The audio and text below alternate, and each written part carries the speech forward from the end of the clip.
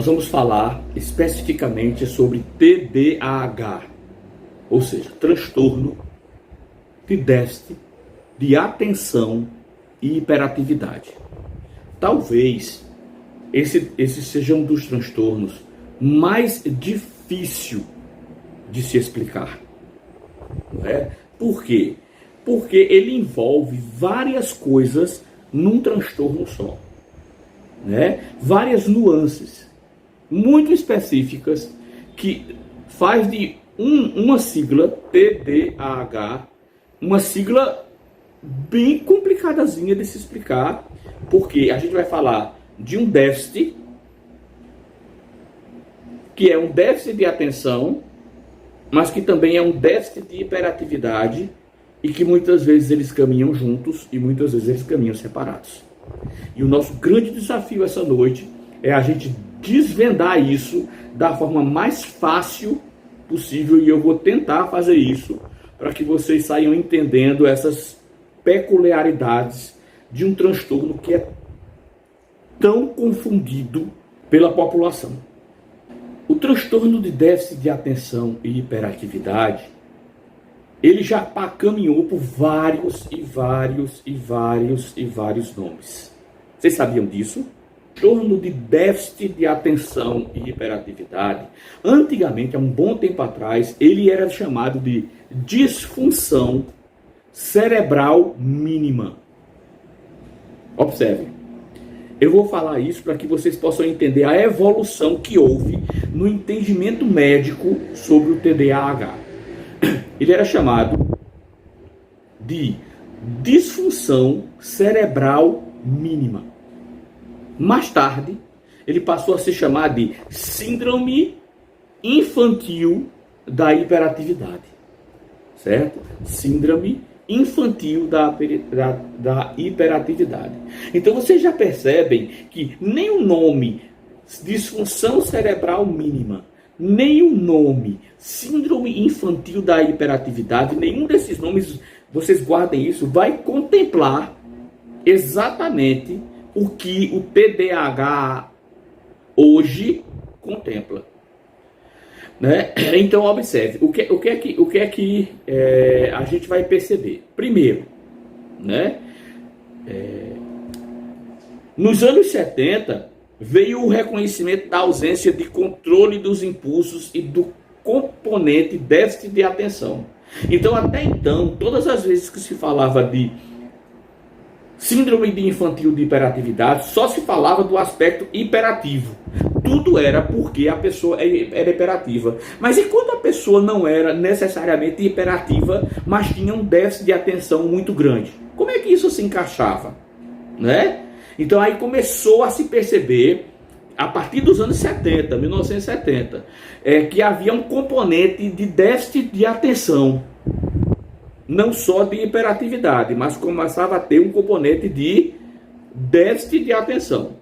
E foi aí que chegou, passou a ter a denominação, a qual se perdura até hoje, que é chamado transtorno, e entrou o nome, de déficit de atenção e hiperatividade.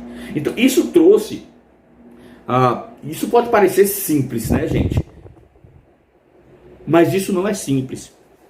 Porque quando eu coloco o componente déficit de atenção, eu vou entender o quê? Eu vou entender que vão existir pessoas que não têm necessariamente esse nível de hiperatividade tão acentuado, certo? Mas tem um nível de déficit de atenção muito acentuado. Mais tarde, quando eu for explicando, vocês vão entender exatamente isso e eu vou recordar vocês a respeito disso aí. Então, existem basicamente três causas, né? Existem três causas que a gente pode atribuir ao transtorno de déficit de atenção e hiperatividade. Primeiro, é uma causa que a gente chama de neurobiológica. Então, uma pessoa que tem transtorno de déficit de atenção e hiperatividade, ela pode ter isso por uma causa neurológica da biologia do cérebro. Então, existe um ou dois ou três ou alguns pontos que o cérebro está comprometido em que a pessoa necessariamente não vai conseguir ter uma atenção focada e não vai ter uma atenção concentrada por causa dessa questão neurobiológica. O que é que vai acontecer? As pessoas vão ter dificuldade de dar uma atenção concentrada e de dar uma atenção focada, sustentada. Entendem isso? A segunda causa que pode acometer o TDAH é uma questão neuroquímica.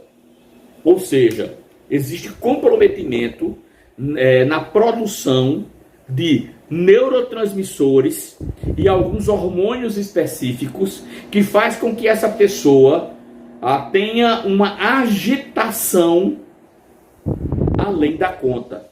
Ou seja, é uma pessoa que vai produzir a adrenalina. Então tem pessoas que têm descargas de adrenalina muito forte e essa pessoa fica com uma hiperação cerebral e o comando do cérebro se movimenta. É aquela pessoa que não consegue ficar parada, aquela pessoa que fica movimentando perna e além do mais, além de ser uma agitação motora, também provoca uma agitação mental. Muitas pessoas que são hiperativas, a gente acha que uma pessoa só é hiperativa quando ela está com movimento de corpo, mão, cabelo, perna, treino. Não, mas muitas vezes a hiperatividade ela traz o quê? Uma agitação mental. Vocês estão entendendo a diferença? Que pode haver agitação motora, mas a hiperatividade é muito mais classificada por uma agitação mental. E eu vou me aprofundar nisso daqui a pouco. E existe um componente também que se chama genética. Então, o transtorno de déficit de atenção e hiperatividade também tem o seu componente genético. Então, a ciência, ela hoje em dia, ela afirma que as causas do TDAH são causas neurobiológicas, neuroquímicas e genéticas. Tá? Vamos continuar. Qual é a classificação? Certo? A classificação do CID-10, né? Classificação Internacional de Doenças, né? Na 10ª edição, e ainda continua assim, F90, que é de transtornos hipercinéticos. Então, muitas vezes nós estamos em consultório e o psiquiatra ou o neurologista, ele não manda assim, paciente acometido de TDAH. Não, ele diz assim, paciente acometido de CID-10 F90. Que é o quê? É um transtorno hipercinéticos, são transtornos hipercinéticos, né? É um grupo de transtorno que se caracteriza por quê? Primeiro, início precoce. Então, a maioria das acontece na infância, e muitos na infância muito tenra, né? Habitualmente durante os 5 primeiros anos de vida. Então, nos 5 primeiros anos de vida já se dá para perceber que aquela pessoa tem hiperatividade ou déficit de atenção que ultrapassa o que a gente chama de normalidade, certo? Lembra do nome antes, que era síndrome infantil? Por isso que era caracterizado por síndrome infantil. Qual é outra característica do TDAH ou do CID-10 F90? É a falta de perseverança nas atividades que exigem um envolvimento cognitivo. Escute, eu não estou dizendo aqui que uma pessoa que tem TDAH, ela não tem perseverança. Ela tem perseverança naquilo que ela quer, naquilo que lhe agrada. Se você der para uma pessoa hiperativa, ou com déficit de atenção, um joguinho que ela gosta de jogar, ela passa o dia inteiro. E este é o grande problema, porque os pais, os cuidadores, quando tem uma criança hiperativa, essa criança, ela atrapalha tanto, entre aspas, o rendimento da casa, né? Ela estressa tanto as pessoas que os pais amam quando elas estão no celular, porque elas se acalmam.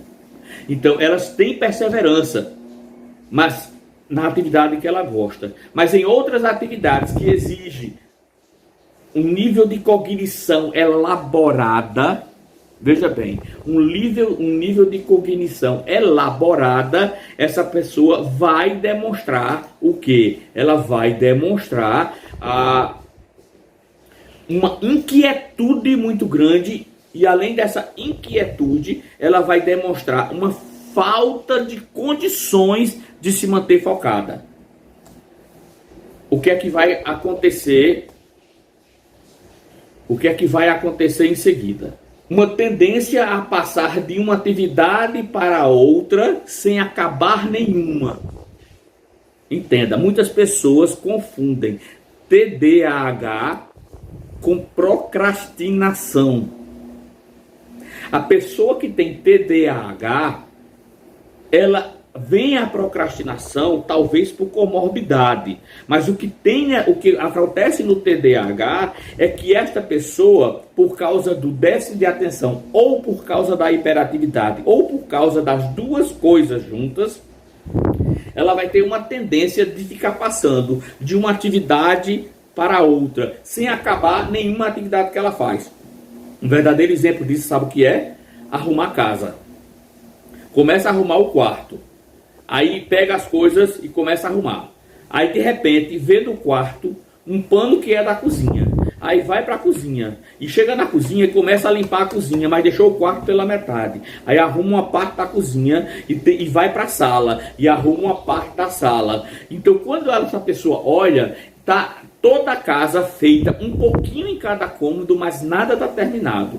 É a mesma coisa de vou ler um livro, aí leio uma página de um livro, aí pego o outro, aí pego o meu celular e eu não faço nada do que eu fiz por completo. Isto é a tendência de passar de uma atividade para outra sem acabar nenhuma. Agora, por que isso acontece? Vocês lembram que eu falei que o TDAH ele tira a capacidade de atenção ou parcial, ou mediana, ou severa, de você ter a atenção concentrada e a atenção sustentada, que é a concentração e o foco, mas em contrapartida, o TDAH vai dar para você uma atenção alternada muito grande. Eu vou repetir. O TDAH, ele é impeditivo de você ter uma atenção concentrada, que é a concentração, e uma atenção sustentada, que é o foco, e você não consegue desenvolver esses dois tipos de atenção. Porém, você vai desenvolver o tipo de atenção que a gente chama de atenção alternada, que você fica alternando sua atenção. Por quê? Porque o cérebro TDAH, principalmente quando ele é hiperativo, ele é um cérebro que tem uma agitação muito grande. Então ele não consegue focar numa coisa, ele está pensando numa coisa, já pensa noutra, já pensa noutra, já pensa noutra, já pensa noutra. Tá?